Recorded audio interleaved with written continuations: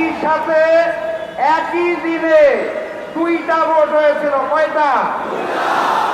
একটা সংসদ গঠনের জন্য, আরেকটা সংস্কার পরিষদ গঠনের জন্য। একই দিনের একটা ভোটের শপথ তারা নিয়ে বলেছে হালাল, আরেকটা শপথ না নিয়ে ম্যানেজ ভোটে জয়ী হয়ে বলতে চায় হারাম। একই দিনে এক ভোট যদি হালাল হয় তাহলে আরেকটা হারাম হতে পারে না। 70% জনগণের হ্যাঁ ভোটের রায়কে যারা অস্বীকার করে বেঈমানি করতে চায় তাদের স্থান এই বাংলার মর্যাদা হবে না।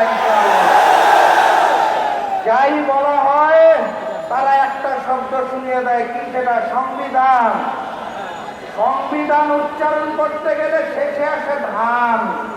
তারা ভেবেছে এটা বলে ধানের শীষ, এই কারণে বারবার বলে সংবিধান।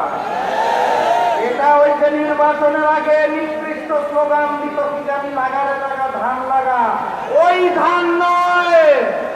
এটা ৭২-এর মুজিববাদী সংবিধান, যা পরবর্তীতে শেখ হাসিনার সংবিধানে রূপান্তর হয়েছে। সেই সংবিধানকে তারেকবাদের সংবিধান আমরা হতে দেব না।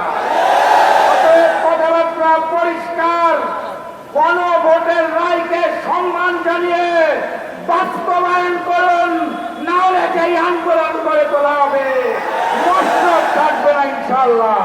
বিজয়ের পথে যাত্রা শুরু, জীবন অথবা মৃত্যু। আসসালামু আলাইকুম।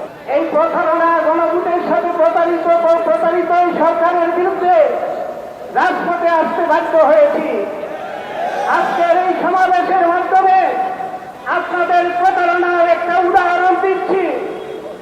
2004 সালে 3 ঐক্য জুড়ে, সেই ঐক্য জুটের তত্ত্বাবধায়ক সরকারকে দলীয়করণ করার জন্য আপনাদের দলীয় বিচারপতি হাসানকে প্রধান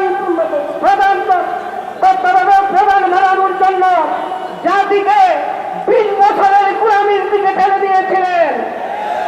আজকে গণভোটকে স্বীকার করে, গণরায়কে স্বীকার করে যেভাবে আগের জায়গায় ফিরে যেতে চাচ্ছেন, আপনারাও নির্যাতিত হয়েছিলেন।